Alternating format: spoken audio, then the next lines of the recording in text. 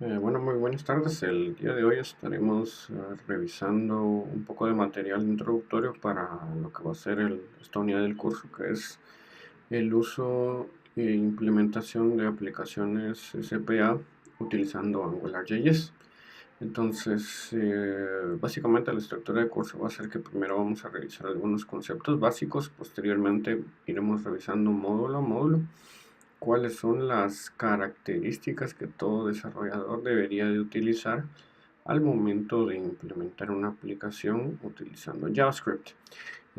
¿Por qué AngularJS? Si no Angular 4, depende mucho de lo que se esté buscando como desarrollador. En el caso de AngularJS, eh, el framework como tal se sigue manteniendo dentro de la comunidad de desarrolladores Angular, entonces es un framework bien probado, con componentes disponibles y que puede servir para implementar cualquier aplicación.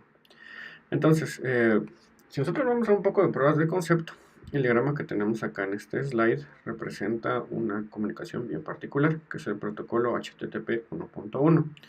En su implementación original, HTTP fue pensado como un protocolo de implementación totalmente asíncrono porque solo estaba pensado para transmitir texto y fue pensado como un reemplazo ligero al LaTeX.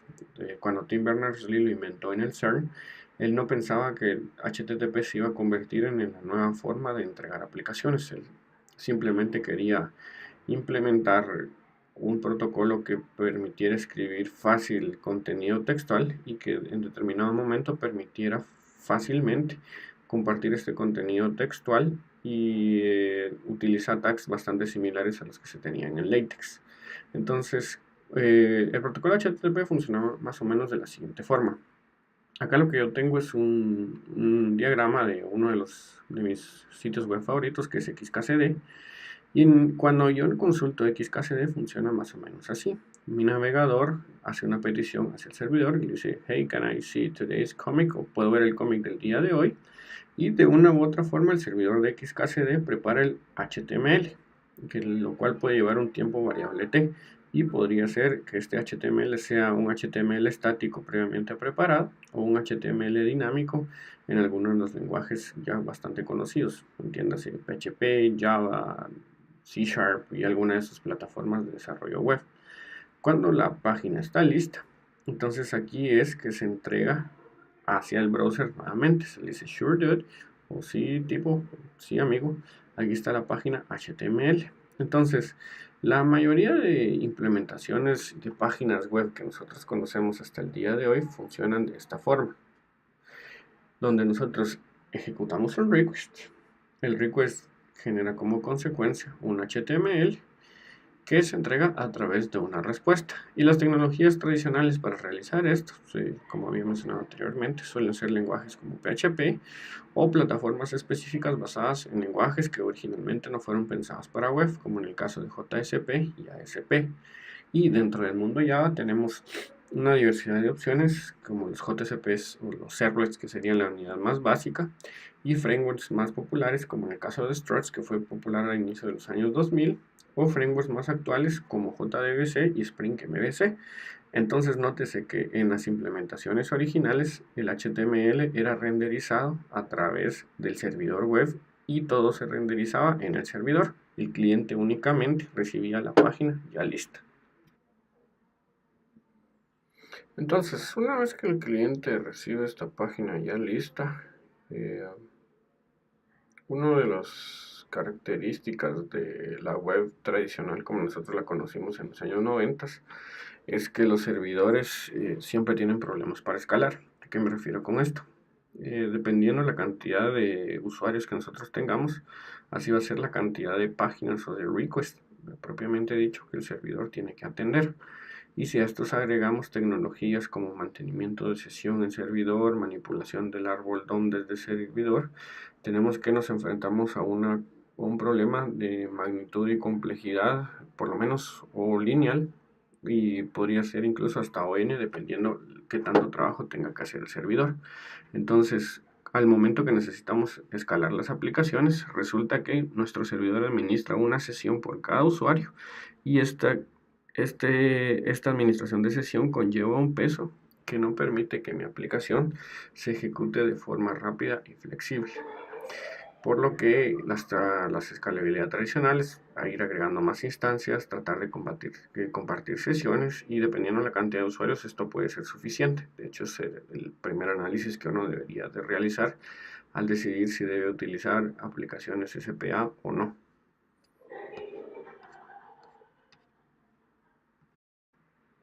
La cuestión es que esta fue, digamos, la primera oleada de programación en el web. La segunda oleada de programación en el web fueron las Rich Client Applications o aplicaciones con clientes ricos.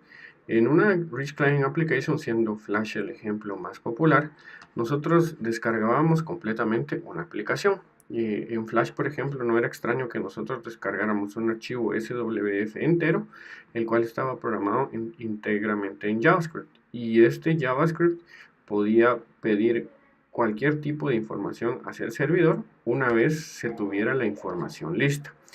¿A qué me refiero con esto? Si yo descargaba mi cliente en Flash o un ejemplo tal vez un poco más primitivo, mi applet en Java, lo que yo conseguía era una aplicación completa que tenía que estar interactuando con el servidor para únicamente pedir datos. El tema acá es que la carga inicial de la aplicación solía ser demorada porque nos descargamos toda la aplicación completa y no tenemos como trabajo de servidor más allá de generar la información. ¿Qué tecnologías se usaban en este entonces? Era bastante común utilizar ActiveX y applets, y de hecho los applets en Java fueron los que iniciaron esta tendencia, para posteriormente pasar a Flash, que aportó mucho contenido multimedia y fue durante mucho tiempo el rey de las páginas que necesitaban multimedia o el rey de cualquier tipo de aplicación. Y por último tuvimos tecnologías como Silverlight y JavaFX, que a pesar de todas las prestaciones que ofrecían, digamos que llegaron muy tarde cuando la web se estaba modernizando. ¿Y a qué me refiero con esta modernidad? La aparición de nuevas versiones de HTML, de JavaScript y de CSS que nos permitían implementar aplicaciones tal y como se implementan los Rich Clients, pero sin utilizar una máquina virtual de ejecución o un runtime como el runtime de Adobe Flash o de Silverlight, que limitaban la compatibilidad de mi aplicación. Entonces, al limitar la compatibilidad de mi aplicación, durante los años 2000 y los inicios de la burbuja.com aparecieron nuevos frameworks como la aparición de Microsoft por parte de la creación de Microsoft, perdón, de Ajax por parte de Microsoft, que vino a revolucionar cómo los servidores web se comunican con backends escritos en cualquier lenguaje de programación. En un principio, los backends estaban pensados para entregar una página HTML completa, porque HTTP y HTTP como protocolo de comunicación es un protocolo asíncrono. Entonces, Microsoft presenta Ajax, que fue introducido primeramente como una extensión de Internet Explorer, donde las páginas ya no tenían que recargar completamente, sino que podían pedir cierto tipo de información hacia un servidor de terceros, no importando si fuera el mismo servidor. Y este fue el principio de la creación de las aplicaciones escritas en JavaScript, porque ya teníamos la capacidad de obtener datos del servidor. Consecuentemente, se fueron creando algunos frameworks que hasta hoy en día son populares, como en el caso de jQuery, que sirvió para extender la funcionalidad de JavaScript y considerarlo un lenguaje de programación más completo. Algunos frameworks históricos de esta época sería Yui, que fue de Yahoo, o Dojo, que ofrecía muchos componentes gráficos basados en el principio de que una vez tenemos Ajax, no necesitamos recargar la página completamente para obtener nuevos datos, y los frameworks modernos empezaron a utilizar este tipo de tecnologías. Algunas de las más populares en Java han sido, por ejemplo, el Google Web Toolkit, donde las primeras versiones de Gmail fueron creadas con GWT, o las famosas Icefaces y Primefaces, que intentan integrar código JavaScript dentro de una implementación JSF, o frameworks más modernos como Valin, que fueron creados para utilizar componentes basados en Ajax y esconder cierta complejidad para el programador. ¿Por qué? Porque se dice que a pesar de que JavaScript está pensado como un lenguaje sencillo, lo cierto es que su manipulación es relativamente compleja. Entonces necesitábamos bibliotecas de terceros para que la experiencia al programar en JavaScript no fuera tan dolorosa, hasta que apareció hasta hace algunos años HTML5 con nuevas tecnologías. tales como HTML5 propiamente dicho, con nuevos tags para manipulación de audio, video, mejores capacidades para Ajax, CSS3 que permitía decorar elementos para diferentes resoluciones de pantalla y por lo tanto diferentes dispositivos de acceso, tales como desktop, laptops y teléfonos, y tecnologías de comunicación como WebSockets que permiten una comunicación bidireccional o WebRTC que permiten streaming de video y audio en tiempo real, complementado con algunos proposals que aún no están 100% aprobadas, como HTML Components, que nos permiten crear componentes para la web y para poder utilizarlos en cualquier aplicación que estemos implementando. Entonces, con este panorama, durante los primeros años de lo que podríamos llamar la web moderna, sucedió más o menos lo siguiente. En 1995 hasta el año 2002 aproximadamente, todos pensábamos, o el developer promedio pensaba, que JavaScript era un lenguaje únicamente creado para manipular DOM, porque de hecho ese fue su propósito original, donde teníamos funciones que nos permitían interactuar a nivel de código con componentes HTML y agregar efectos, validaciones, algunas lógicas, digámoslo así, primitivas, que manipulaban nuestros componentes. Entonces, en general, la gente en este periodo de tiempo creía que JavaScript era un lenguaje única y exclusivamente de manipulación, pero que no me permitía hacer otro tipo de cosas. Entonces, todos creíamos que era un lenguaje orientado a hacks, o dicho de otra forma, un lenguaje orientado a creación de mal código, por decirlo así, y que era sobre todo imperativo. Entonces, cuando yo quería manipular un componente gráfico, yo tenía que ser bastante explícito en qué componente iba a manipular y cuál debía ser esta manipulación. Entonces, programar en JavaScript se consideraba una tarea bastante tediosa. Y como consecuencia de esto, empezaron a aparecer nuevos lenguajes de programación o nuevos lenguajes que hasta cierto punto extienden la funcionalidad de JavaScript y tenemos que usar metacompiladores para digámoslo así, traducir el código de estos lenguajes especiales hacia el no tan poderoso JavaScript. Entre estos aparecieron CoffeeScript, que es bastante popular, o lenguajes más modernos como Dart, Kotlin, RapidScript, TypeScript, que son muy popular hoy en día, o AdScript, hasta que Microsoft nuevamente presentó un nuevo patrón, y este es el patrón MVVM. Entonces aquí es bastante curioso que Microsoft ha presentado muchas de las implementaciones nuevas en el web, pero no ha tomado partida de ellos, y a partir de acá asumimos que JavaScript es un lenguaje serio. Entonces, cuando nosotros proponemos la creación de aplicaciones con clientes JavaScript, nos referimos a lo siguiente: vamos a crear clientes enteramente utilizando tecnologías 100% web y soportadas por los navegadores, entiéndase HTML, JavaScript, CSS3, y digamos que la implementación de MVVM es más o menos como un MVC del lado del cliente.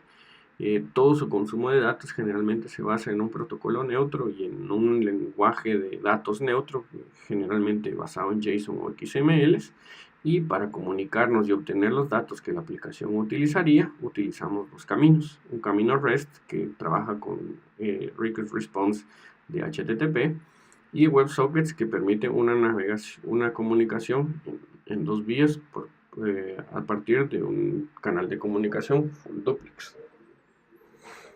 Entonces, este canal de comunicación full duplex generalmente es utilizado de la siguiente forma. Si nosotros vamos a la definición arquitectural de cómo funciona una aplicación MVVM, que es más o menos a partir del año 2015, funciona más o menos de la siguiente forma.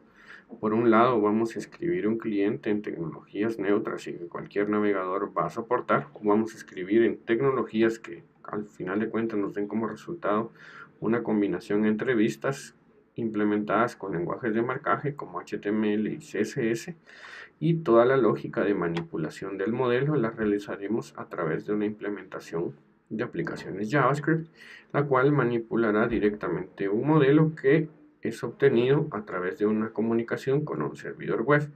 Generalmente este servidor web entregará los datos en formato JSON, aunque no está obligado a hacerlo en este formato, y podemos utilizar algunos otros formatos como XML, que es bastante común también, o incluso en nuevos formatos que tratan de acelerar las velocidades de comunicación. ¿Qué tipo de frameworks podemos ver acá?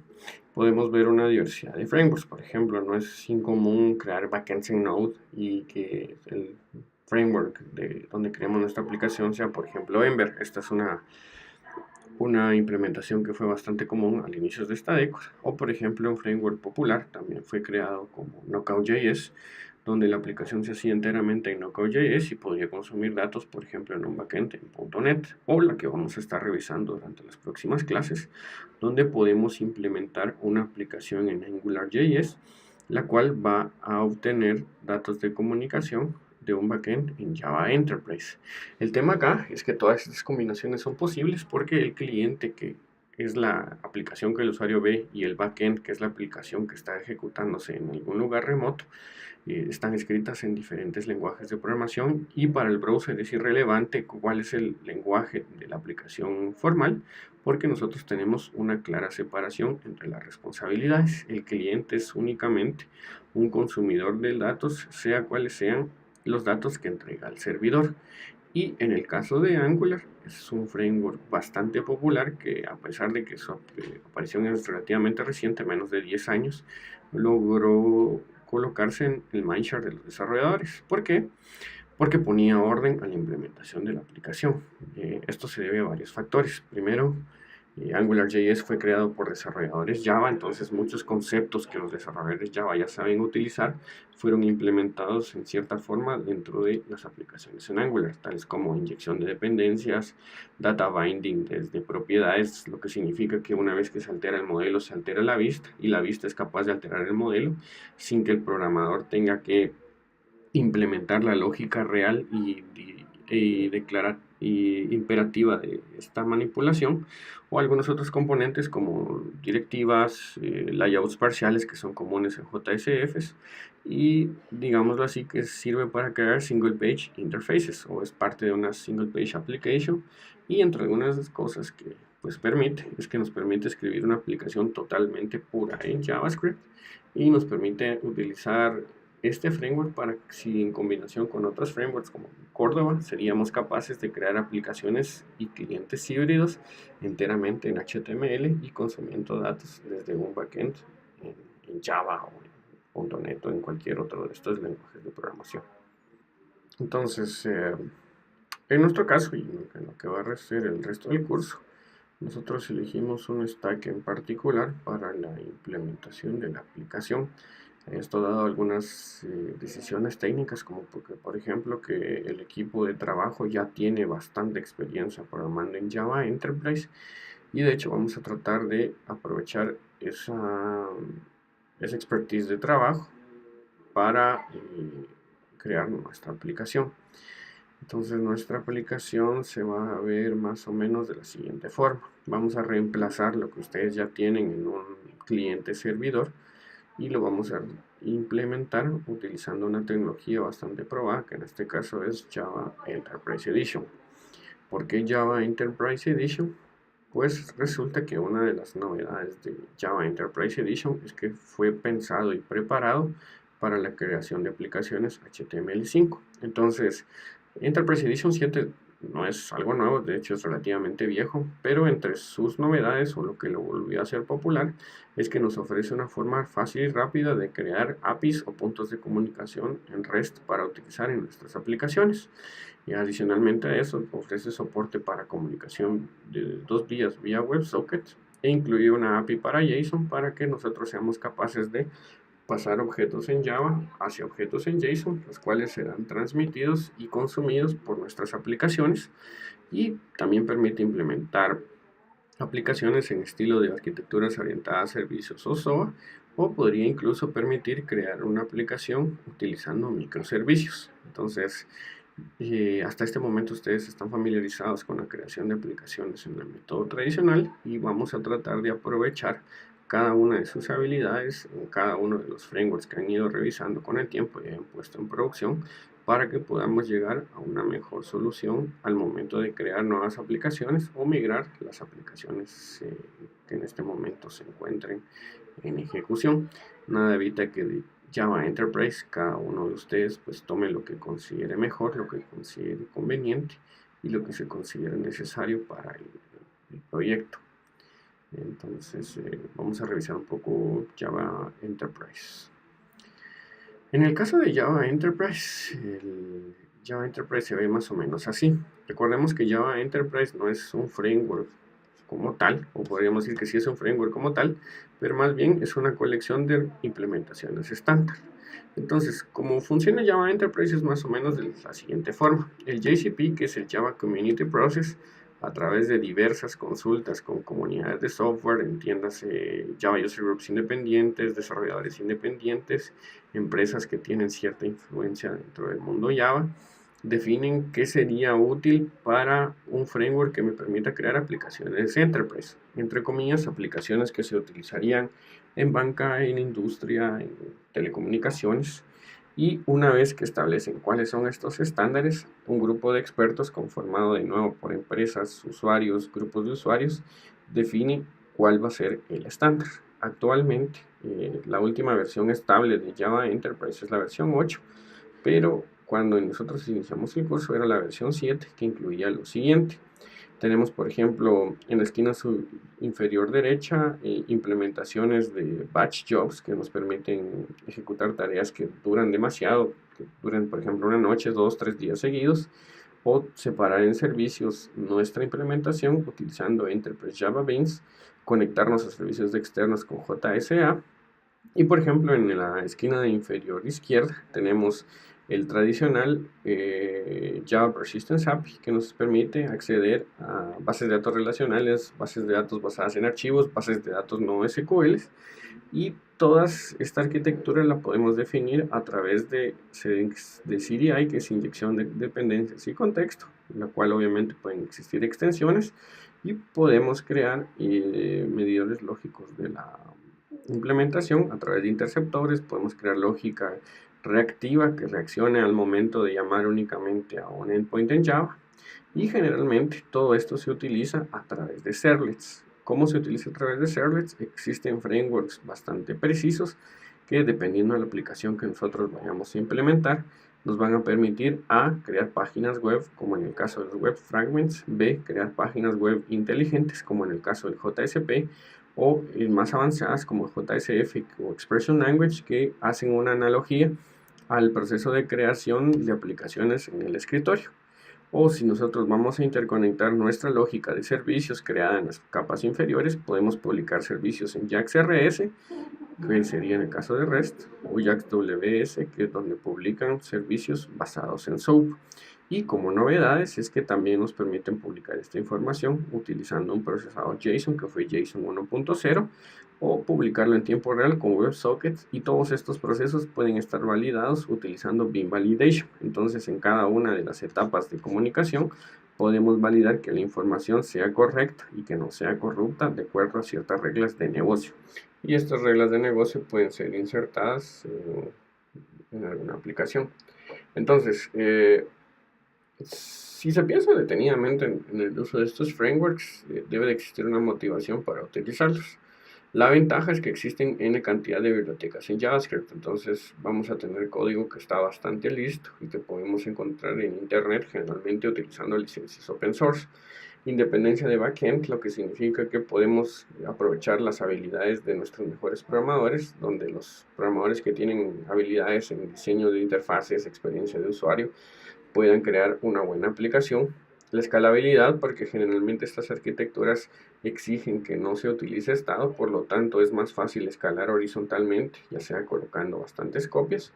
Y si nosotros descargamos al servidor de la responsabilidad de estar generando HTML constantemente ante cada petición, llegamos hacia una aplicación que podría ser considerada sin server. Entonces, generalmente la consecuencia es que tenemos mejor tiempo de respuesta en comparación a JSF o Spring MVC, que sería otra alternativa popular en Java, porque ya no estamos transmitiendo todo el HTML, estamos transmitiendo únicamente datos que son consumidos, creados, modificados, eliminados, ordenados y manipulados en general desde una implementación en JavaScript en una aplicación SPA. Entonces tomamos lo mejor de dos mundos: lenguajes de programación robustos que acceden a bases de datos, a servicios de comunicación y preparan la información para que una aplicación SPA los consuma y podamos utilizarlos desde cualquier cliente, generalmente desde teléfono o desde web. ¿Y qué desventajas podemos encontrar en este panorama? Que existen n cantidad de bibliotecas JavaScript. Entonces hay demasiado programador en JavaScript y la consecuencia de esta es que no todos los frameworks o bibliotecas van a ser de buena calidad. Entonces hay que tener bastantes criterios al momento de elegir si vamos a depender o no de una biblioteca, porque los mantenedores de las bibliotecas desaparecen, suelen perder interés en su proyecto, migran hacia otros proyectos. Y si lo comparamos con el modelo de programación anterior, donde teníamos frameworks que han sido desarrollados durante los últimos 10 años, podríamos decir que este tipo de implementaciones son más complejas. Entonces, la interacción con un servidor a través de acciones REST tiende a, digámoslo así, incrementar el tiempo de desarrollo, así como hay una desventaja principal, y es que Angular JS no va a ser compatible hacia atrás, lo que significa que una implementación creada para Angular 1 no tiene garantizada la supervivencia. De hecho, esto ya es una, digamos así, disposición oficial de los creadores de Angular, donde una vez la aplicación fue creada en Angular, la misma va a permanecer en Angular 1, pero no vamos a obtener nuevas ventajas de Angular 2, que se volvió Angular 4 en nuestra aplicación de Angular 1. Para ejemplificar esta situación, acá por ejemplo tengo un meme bastante popular que juegan un poco con la situación que se da en JavaScript de cuántos frameworks se van a dar. Bueno, dependiendo de esto pueden tener varios puntos de vista, pero la idea es que en el mundo JavaScript, diferente de lo que pasa en Java, tienen que ser muy cuidadosos porque cualquier persona puede publicar un módulo y cualquier persona, así como lo ha publicado, lo puede eliminar sin previo aviso. Entonces, lo que yo siempre aconsejo a equipos de desarrollo que están trabajando por primera vez en JavaScript es que se tomen el tiempo de verificar si la biblioteca que están intentando utilizar tiene soporte de comunidad, tiene buenas estrellas en GitHub, hay empresas grandes que la están manteniendo y más allá de mantenerlo, si están financiando su desarrollo, porque en JavaScript suele ser un poco difícil tener ese criterio para definir si una biblioteca debe ser utilizada o no, más que todo por la volatilidad del ambiente. Asimismo, dentro de los contenidos del curso vamos a ver cómo utilizar un administrador de paquetes enfocado en Java y en JavaScript para que ustedes puedan gestionar las dependencias correctamente y en determinado momento tengan una administración de la configuración de software que sea adecuada hacia los intereses de su proyecto. Entonces, bueno, un par de cositas respecto a JavaScript. JavaScript como tal es un lenguaje de manipulación de DOMs y fue así como nació, y van a notar que al momento que lo estén implementando JavaScript puro, su objetivo original siempre fue manipular el DOM. Dicho sea de paso, el DOM es la estructura o la representación en árbol y en jerarquías de todos los componentes que están dentro de su aplicación. HTML es distinto de DOM porque DOM incluye todos los elementos y HTML es el código original, entonces nada evita que su HTML sea un código original de marcado y el DOM sea el estado actual de cuando ya cambiaron los elementos, cuando un elemento fue resaltado, cuando estos elementos que fueron resaltados presentan otro color. Y el lenguaje como tal, al menos en ECMA 5, es netamente funcional y ofrece un acercamiento orientado a objetos basado en closures. En ECMA 6 sí ya tiene el concepto de clases, pero son pocos los frameworks que ya aprovechan este concepto, que de cualquier forma es un poco más flexible utilizando TypeScript. ¿Quién decide qué entra en JavaScript y qué no? Es el W3C, que es básicamente una organización independiente y neutral de proveedor que evita la disparidad de motores. Entonces ustedes pueden implementar lógica JavaScript y van a tener la garantía que si utilizan un JavaScript estándar va a correr en V8 de Google Chrome, en SpiderMonkey de Firefox, si no me equivoco, o en Chakra que es el nuevo motor de JavaScript que tienen Internet Explorer o Edge, como se le conoce hoy en día, y también, por ejemplo, en entornos independientes de ejecución como Nastro, que es el entorno de ejecución que viene por defecto dentro de la máquina virtual de Java.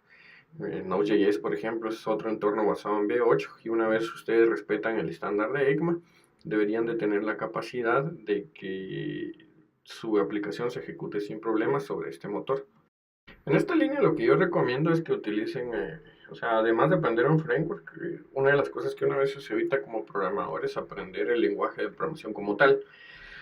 Como la mayoría de los asistentes a este curso conoce únicamente Java o, digámoslo de otra forma, tiene mayor experiencia en Java, lo que yo les recomiendo es que por lo menos den una revisión a alguno de estos dos libros. El que yo recomiendo es especialmente el de la derecha, el de JavaScript de Good Parts, porque es bastante conciso entre lo que pueden o no utilizar en JavaScript. Ahora bien, si quieren tener un deep understanding de qué es lo que se tiene en JavaScript, pueden utilizar el libro completo, el de la derecha. Como les muestro acá, JavaScript tiene muchas cosas y eventualmente si saben utilizar todas estas cosas, se van a volver programadores avanzados en JavaScript y les puede servir para presentar mejores soluciones a sus usuarios y en sus aplicaciones. Bueno, entonces a partir de acá lo que vamos a revisar es un poco cómo implementar aplicaciones en JavaScript y acá de nuevo les tengo un ejemplo de lo que van a encontrar dentro de JavaScript. Eh, ECMAScript como tal lo que define es lo siguiente: la sintaxis y la semántica del lenguaje de programación, cómo va a funcionar el stack, que es básicamente la representación de la interacción entre métodos, variables y objetos que viven dentro de la memoria, que utiliza un modelo de memoria stack y heap, y algunas APIs fundamentales como la API de implementación de operaciones matemáticas o como la API de Date. Entonces cualquier motor de ejecución JavaScript que diga que es compatible con ECMA, lo que les está diciendo es que garantiza que por lo menos ustedes van a tener estos tres elementos. Ahora bien, las bibliotecas de llamadas de comunicación AJAX no son parte del estándar ECMA, son parte de una especificación aparte que se llama XML HTTP Request, que establece cómo es que van a funcionar las comunicaciones asíncronas a partir del navegador. Entonces, un motor de JavaScript no está obligado a tener compatibilidad con Ajax. Por ejemplo, Nastron, que es el que viene en la Java Virtual Machine, de hecho no es compatible con Ajax y hay que agregarles bibliotecas adicionales para que puedan hacer comunicaciones. Y de la misma forma, la especificación HTML5, si un browser dice que es compatible con HTML5, va a tener una serie de elementos comunes, como un event loop, que cada vez que ustedes presionen una tecla, interactúen con un elemento, se va a generar un evento como tal y ese evento puede ser analizado a partir de un loop, una cola de tareas y algunos comandos útiles como timeouts que no son parte de JavaScript estándar y así de esta misma línea los intervalos que tampoco son parte del JavaScript estándar. Entonces cuando digan es un motor compatible con ECMA, lo que les están diciendo es que es un motor compatible con el entorno de ejecución, pero que no necesariamente va a implementar todas las bibliotecas que ustedes pudieran llegar a necesitar. Y en esta línea vamos a hacer un ejercicio. El ejercicio va a ser de que ustedes van a tener que utilizar algunos elementos de JavaScript para hacer un proceso de comunicación simple. Yo ya tengo preparado un ejemplo, el cual ustedes van a poder utilizar. Y la idea es que en este momento experimenten un programa que consulte el siguiente servicio en REST en Vanilla.js, o sea, en JavaScript sin bibliotecas. Ustedes no necesitan bibliotecas para hacer este tipo de comunicación. Y lo que hace su API es ofrecerles una API de experimentación donde ustedes pueden obtener datos, simular una persistencia, simular una modificación y simular una eliminación. Entonces lo que deberíamos de obtener Swap API es una respuesta que podemos procesar y al momento de procesar nosotros deberíamos de obtener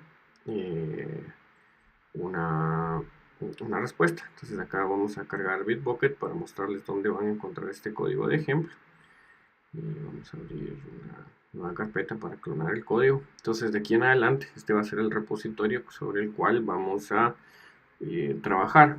Voy a partir desde una implementación JavaScript, la van a encontrar en el repositorio de Navenix, que está aquí Java Demo, y si recuerdan también está la aplicación CFP del curso anterior, y pues basta con que clonen el repositorio.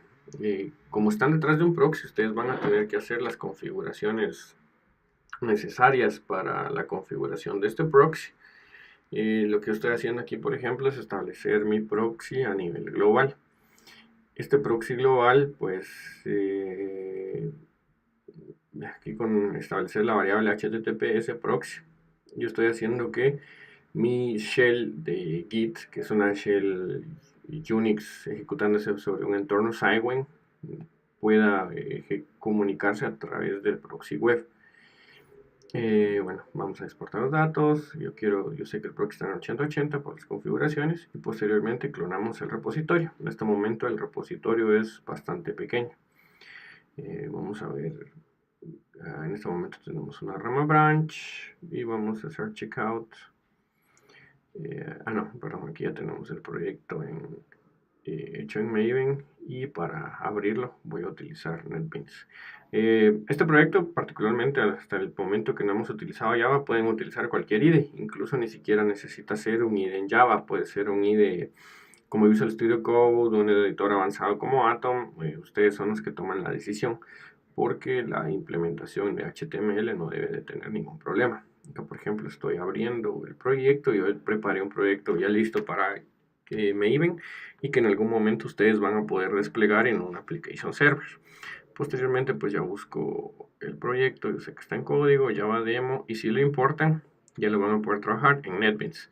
¿Por qué en mi caso lo hice en NetBeans? Pues para serles sincero, es porque el editor de JavaScript de NetBeans no es malo. El editor HTML tampoco, es un IDE bastante completo que ustedes ya, mejor que nadie, ya han experimentado.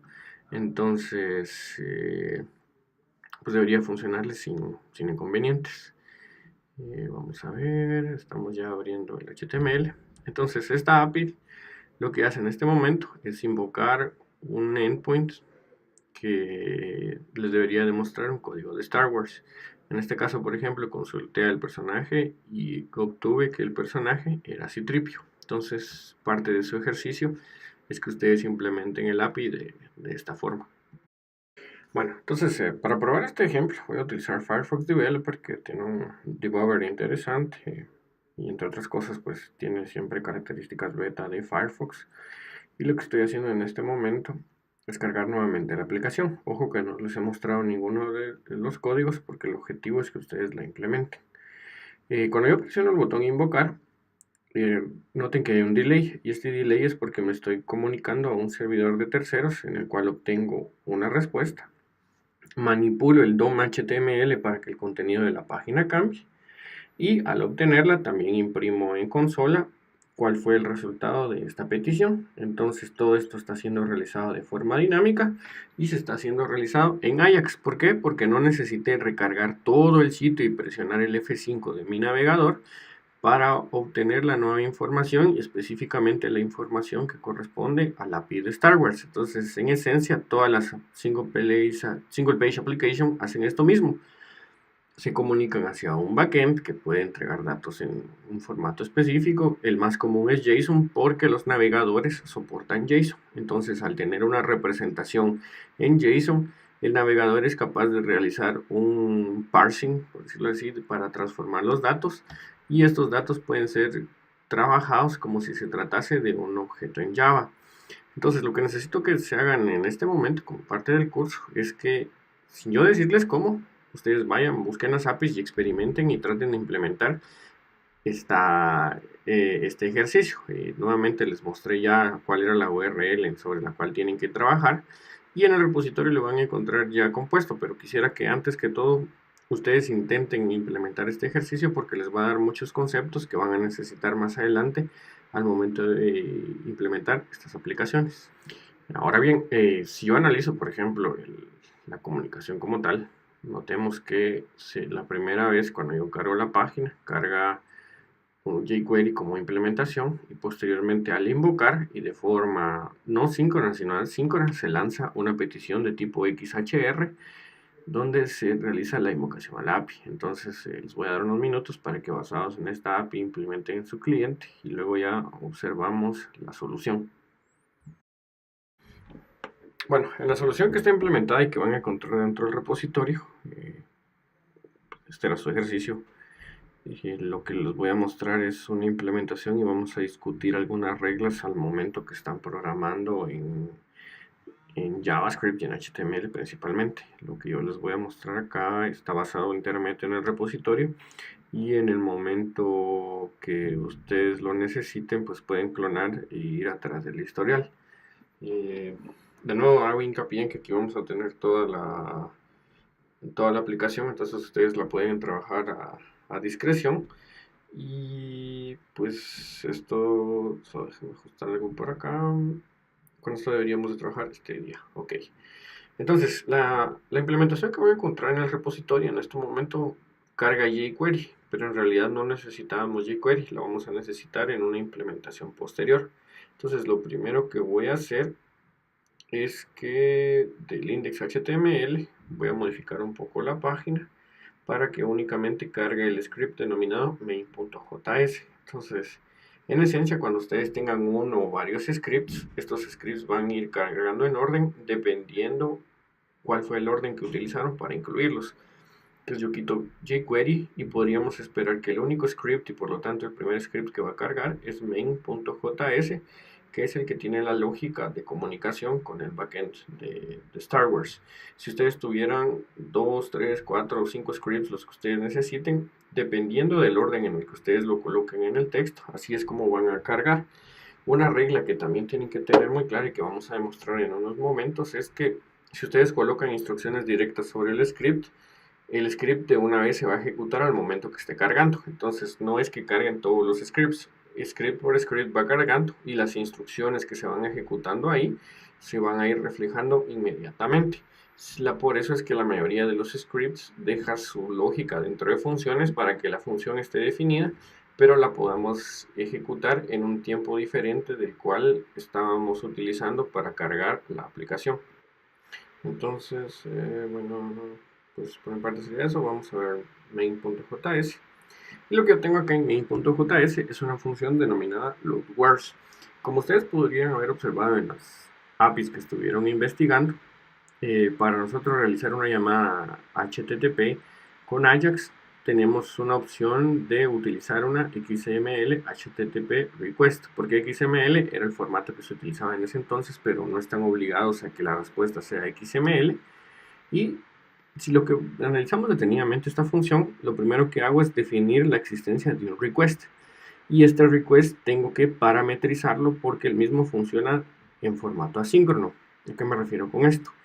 Ustedes como desarrolladores no pueden garantizar que la comunicación vaya a ser realizada en línea. Por lo tanto, cualquier comunicación con backends posterior a la carga de la página se debe de utilizar en forma async, o dicho de otra forma, deben de programarlo a través del callbacks. Entonces, si analizamos el texto que tengo acá en la pantalla, luego de la definición de un objeto XML HTTP request, este objeto denominado XHTTP por el identificador necesita ser parametrizado. ¿Qué parámetros va a tener? Lo primero que hago es que voy a utilizar el método onReadyStageChange, lo que significa que cuando la petición esté lista, o sea que se ha ejecutado, se va a ejecutar el callback que esté definido en onReadyStageChange. ¿Qué hace este comando o este callback?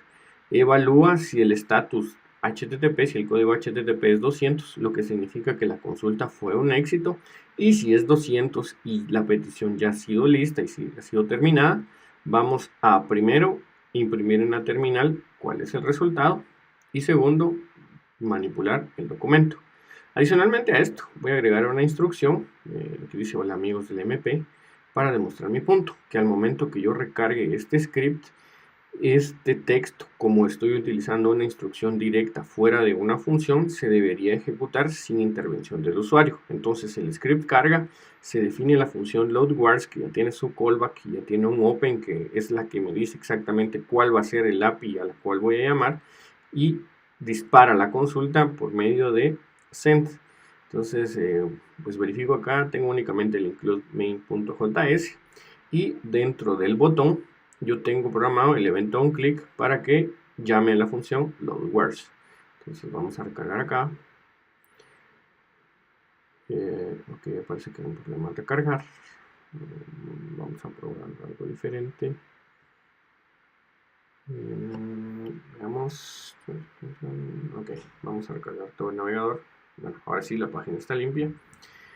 no tenemos nada en consola, y vean que acá yo obtuve el texto hola amigos del MP. ¿Por qué? Porque estaba directo en el script, lo que significa que se ejecutó sin que el usuario interviniera. Si yo quisiera que este evento fuera consecuencia de un clic a un botón, por ejemplo, yo lo que haría era programar este evento en, valga la redundancia, una función que sea invocada a través de un botón. Entonces, pues esta es a lo que van a estar siempre forzados al momento de programar en JavaScript. Y una vez que yo haga clic, ahí sí debería de ejecutarse la función loadWords, que como ya habíamos discutido previamente, define el callback, define cuál va a ser la API a consultar y cuál va a ser el método. Recordemos que los métodos en HTTP son get, post, post y delete, y get es el método de consulta. Entonces voy a deshabilitar, voy a mostrarles un poco del DOM que está siendo generado. En este momento, como les comentaba, el DOM no es únicamente el HTML, sino es una representación de todos los objetos que conforman el sitio. Y una vez el sitio está conformado, podemos manipular este DOM. Entonces lo que hace JavaScript es específicamente manipular este DOM. Ahora bien, si queremos ver las consecuencias de la manipulación del DOM, es más fácil verla en el inspector, porque aquí sí vemos la representación HTML del DOM actual y de cómo debería cambiar al momento de reaccionar ante eventos JavaScript. Aquí podemos observar todos los componentes, cuál es el título, el botón y cuál va a ser el evento al presionar el botón, que en este caso va a ser loadWords, que es el método programado en main.js. Podría estar en cualquier script, no necesariamente tiene que ser el primero a cargar, pero sí tiene que haber cargado para ejecutar satisfactoriamente la lógica del método. Esa es la única regla a cumplir al momento que escribamos métodos de manipulación de DOM. Entonces lo que vamos a hacer en este momento es abrir el depurador de JavaScript y vamos a buscar la instrucción en main.js y establecer en qué momento es llamado el callback. Entonces coloco un debugger point en el 4 y al presionar el punto veo que se ejecutó efectivamente el loadWords y la primera instrucción es la definición del request XHTTP. Entonces, ¿qué voy a obtener acá? Un nuevo request al cual tengo que parametrizar y sobre el cual va a trabajar mi callback. No importa si yo tengo suspendida la ejecución del programa, lo puedo suspender tanto como sea necesario, especialmente porque en JavaScript no hay threads, entonces no van a tener muchos problemas de coordinación.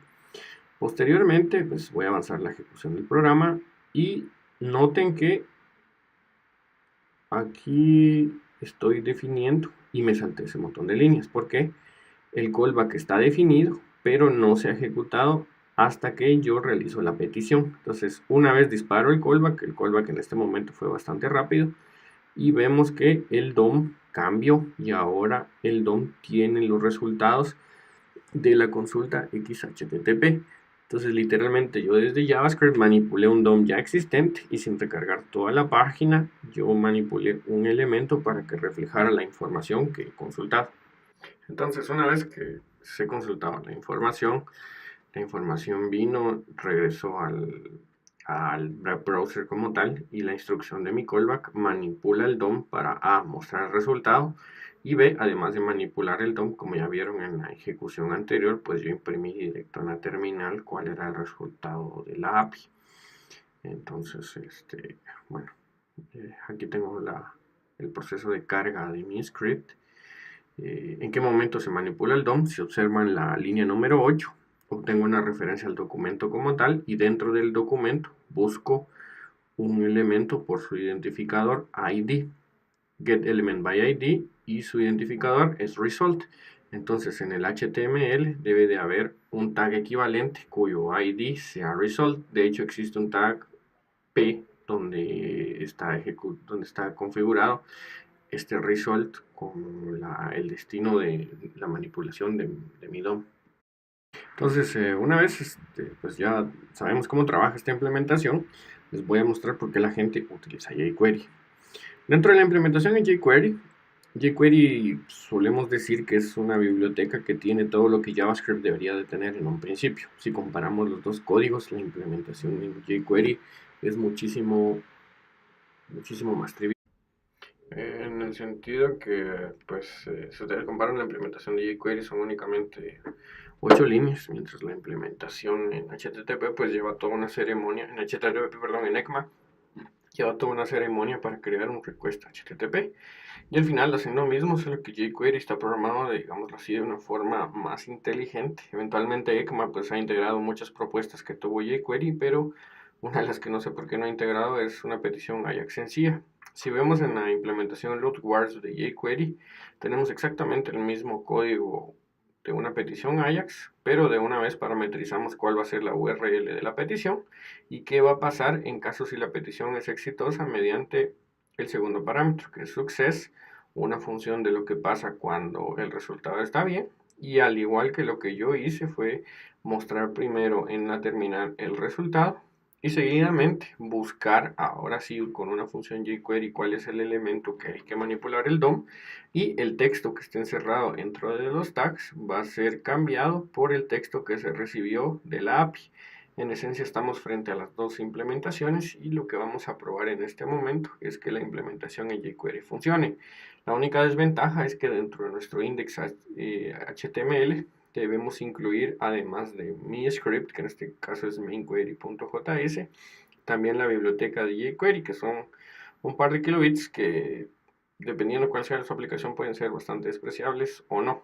Entonces vamos a reiniciar el debugger. Aquí, por ejemplo, algo que les puedo mostrar es que la función loadWars yo también la puedo invocar desde el depurador.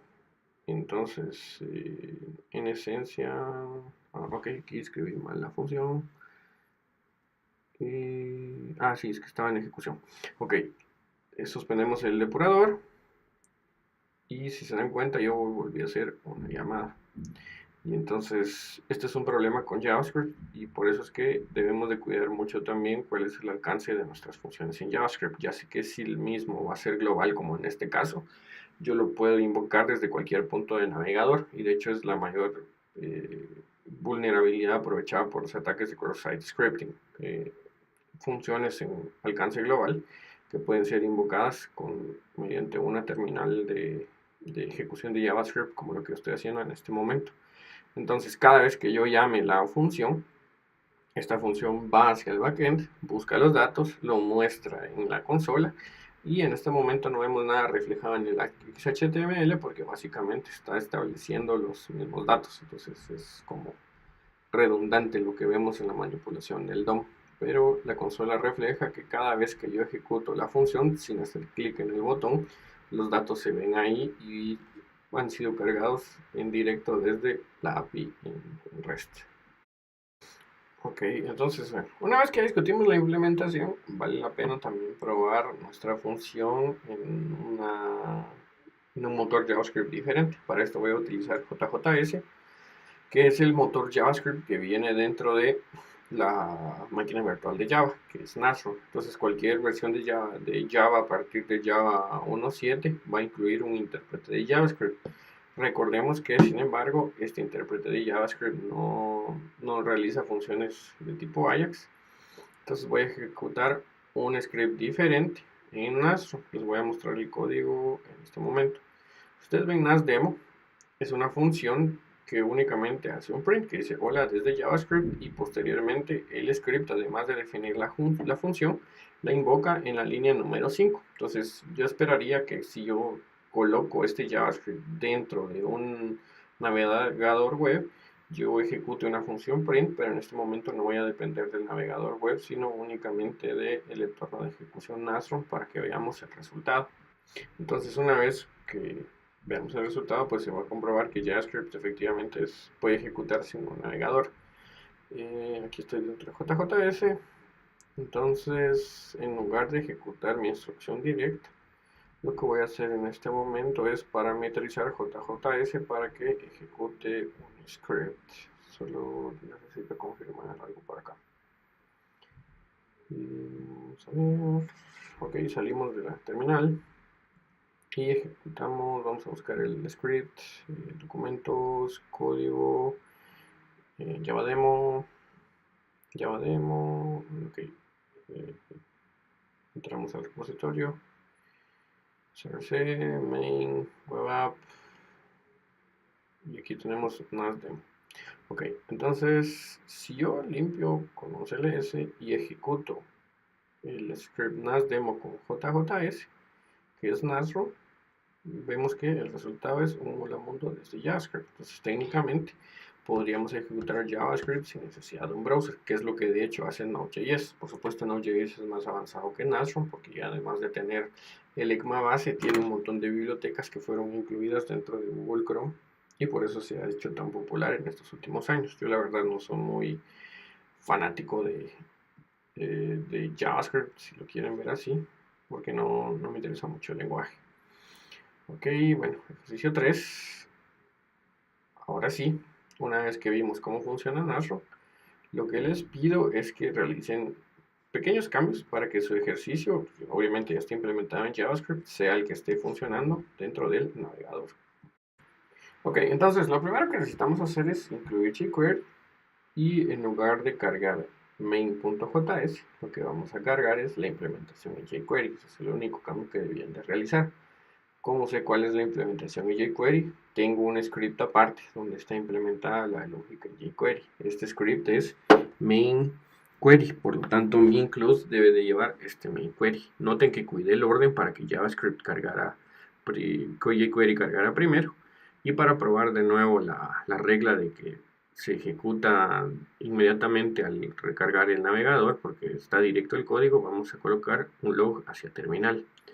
Entonces aquí estaba por una aplicación del MP, no funcionó.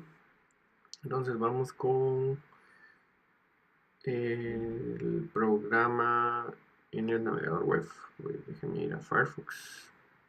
Entonces si vamos a consola, notamos que primero que nada se cargó la versión implementada para jQuery. Probablemente ya tengo cargada y lista la función. Entonces si yo trato de invocar, noten que el resultado es un poco diferente. ¿Por qué es diferente? jQuery, además de recibir el string, me prepara un objeto el cual yo ya puedo manipular dentro del código JavaScript. Entonces esta es una ventaja adicional, que ya no tengo que estar realizando la transformación manualmente, sino puedo asumir que jQuery lo va a hacer por mí.